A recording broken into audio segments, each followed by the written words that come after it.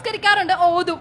അപ്പം ഇവരെന്ന് പറയുന്ന വിശ്വാസം എന്ന് പറയുന്ന മതം എന്ന് പറയുന്ന സ്ത്രീകൾ മാത്രം അടിച്ചമർത്താനുള്ള ഒരു ഐക്കണായിട്ട് അവർ കണ്ടേക്കുവാണ്. ആ പെൺകുട്ടിയുടെ സംസാരം നിങ്ങൾ കേട്ടില്ലേ? ഒരു സ്ത്രീയെ അടിച്ചമർത്താനുള്ള ഐക്കണാണ് മതം എന്ന് പറയുന്നത്.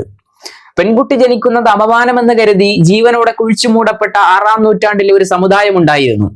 അവിടെ നിന്നും പരിശുദ്ധമായ ഖുർആനിലൊരു ആയത്തിറങ്ങുന്നുണ്ട്, വലാ തഖ്തുലു ഔലാദക്കും ഖശിയത ഇംലാക്ക്. ദാരിദ്ര്യത്തെ ഭയന്നുകൊണ്ട് നിങ്ങളുടെ മക്കളെ നിങ്ങൾ കൊന്നുകളയരുത്. മാത്രമല്ല പരിശുദ്ധമായ ഖുർആനിലൂടെ അള്ളാഹു പറയുകയാണ്, വഇദൽ മൗഊദത്തു സുഇലത്ത്, ജീവനോടെ കുഴിച്ചു മൂടപ്പെട്ട പെൺകുട്ടികളോട് അന്നേ ദിവസം ചോദ്യം ചെയ്യപ്പെടും, ബിഅയ്യി ദംബിൻ ഖുതിലത്ത്, എന്തിന്റെ പേരിലാണ് നിങ്ങൾ കൊല ചെയ്യപ്പെട്ടത്?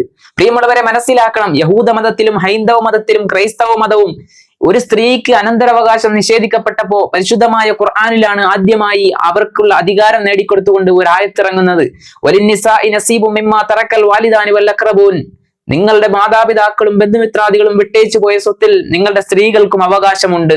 ഒരു പെൺകുട്ടിയെ നല്ല രീതിയിൽ വളർത്തി നല്ലൊരു കുടുംബത്തിലേക്ക് അവളെ വിവാഹം ചെയ്തു കൊടുത്താൽ അവന് സ്വർഗമുണ്ട് എന്ന് പഠിപ്പിച്ച പരിശുദ്ധമായ ദീനുൽ ഇസ്ലാം. ഖിയാറുക്കും ഖിയാറുക്കും ലിനിസാഇഹിം, നിങ്ങളുടെ സ്ത്രീകളോട് നല്ല നിലയിൽ പെരുമാറുന്നവരാണ് നിങ്ങളുടെ ഏറ്റവും ഉത്തമരായ ആളുകൾ എന്ന് പഠിപ്പിച്ച പരിശുദ്ധമായ ദീനുൽ ഇസ്ലാം.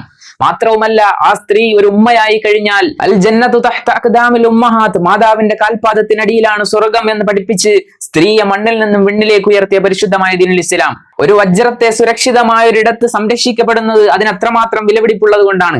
അതുപോലെ ഒരു സ്ത്രീയെ ഇസ്ലാം പർദ്ദയ്ക്കും ഹിജാബിനും ഉള്ളിൽ സംരക്ഷിക്കപ്പെടുന്നു എങ്കിൽ ആ സ്ത്രീക്ക് ഇസ്ലാം അത്രമാത്രം വില കൽപ്പിക്കുന്നുണ്ട്. വാർത്താ ചാനലുകൾക്ക് മുന്നിൽ വന്നു നിന്ന് പരിശുദ്ധമായ ദീനുൽ ഇസ്ലാമിന്റെ നേരെ കരിവാരിത്തേക്കാൻ ഉദ്ദേശിക്കുന്നവരോട് പറയാനുള്ളത്, ലാ ഇക്റാഹ ഫിദ്ദീൻ, ദീനിൽ ആരെയും ബലാത്കാരം ചെയ്യുന്നില്ല. ഇന്നദ്ദീന യുസ്റുൻ, അത് എളുപ്പമാണ്. ദീൻ എന്ന് പറയുന്നത് എളുപ്പമായ ഒരു മതമാണ്.